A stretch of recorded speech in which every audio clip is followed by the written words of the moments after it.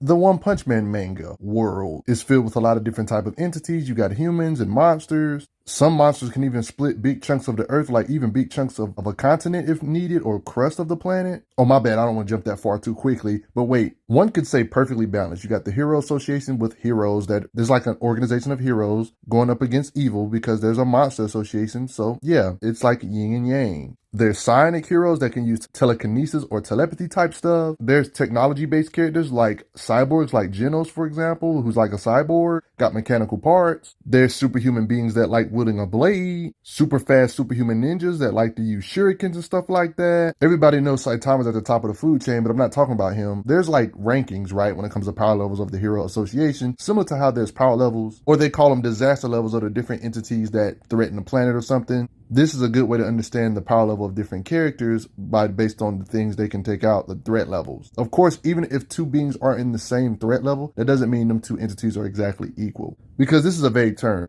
Threat to multiple cities, that can mean he's a threat for 3 cities, right? But then a being that's a threat for 3 cities wouldn't be as powerful as somebody that's a threat for 15 cities. You see how that's a wide term, which is why every being isn't created equal. Just like how in real life there's grades. A, you get an A, B, C. In this universe, you get above an A, you're considered an S-class hero. There's A-class heroes, there's B-class heroes. I thought it'd be fun to go over a B-class right quick. Captain Mizuki is ranked 71st, so she's pretty low in B-class, not top 10, not top 20 or nothing. Someone with lesser screen time. I just love her design personally. She's a former athlete. I mean, you can tell by the way she looks. She looks like she has an athlete body. You can tell she's into that sports stuff by the way she dresses, and she causes being coached, for example. So it's literally stated here, besides track and field, she's good at grappling and stuff of that such. But she decided to be a hero, and she has superhuman attributes, obviously, because in this universe, humans can do a lot of things with enough hard work and dedication. Since she's a B rank and pretty lower end of the B rank, she's not even in the top 10 of B rank. She looks up to certain other S-rank beings like Darkshine, for example, calling herself nothing in comparison to him when it comes to his strength. Like in this example, strangling this monster, for example, it seems to be giving her some trouble. Darkshine comes and wipes them out with ease, though.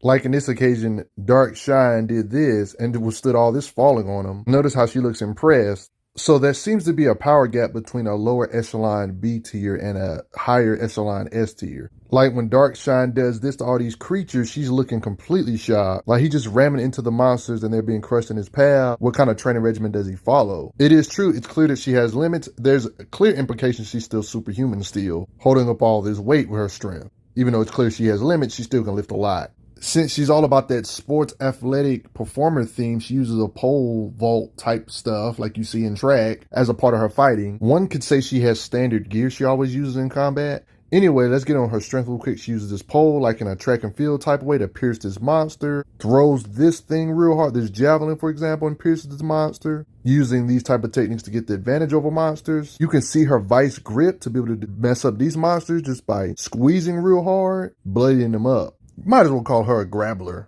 at this point. Hey monster, let me swing you so hard, I just decapitate all the other monsters by swinging ridiculous speed. These monsters that she was obliterating had to be at least wolf level.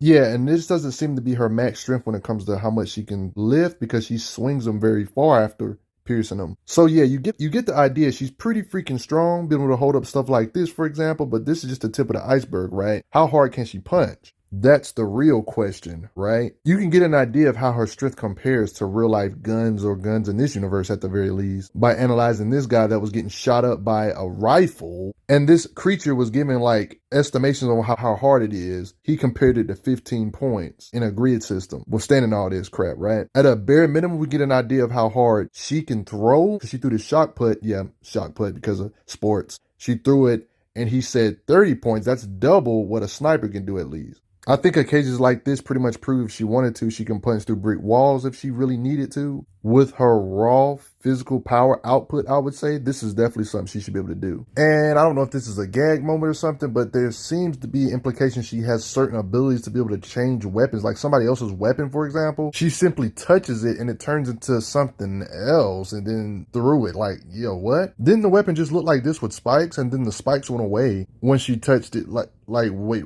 what? Okay. If I had to go by her threat level, she's somewhere in between Demon and Tiger. She might not necessarily be on Demon. She might be a little bit above Tiger. She might be somewhere in this middle ground right here because they all kind of got hit by this Demon level threat and they all got sent flying. including her. Like, she literally takes off her stuff on her necklace to throw it like on some sports type stuff, shock putt type thing, just to throw it like a disc because she can throw real hard. But there definitely is implications that she has her limits though, because she's been overpowered. So I wouldn't say she's up there with even higher echelon B class. Like Tatsumaki's sister, I probably wouldn't even put her on her level either. She's in a very interesting tier. But at the end of the day, all of this could be just me. How strong do you think she is?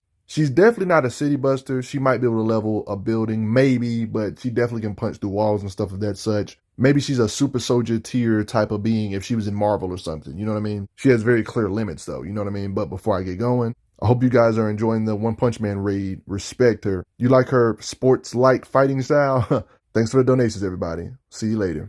I'm glad you are enjoying your time on the channel. Make sure you check out the playlist on the channel to see other How Strong videos. If you like what this channel is offering, make sure you hit that subscribe button, and I will see you guys later.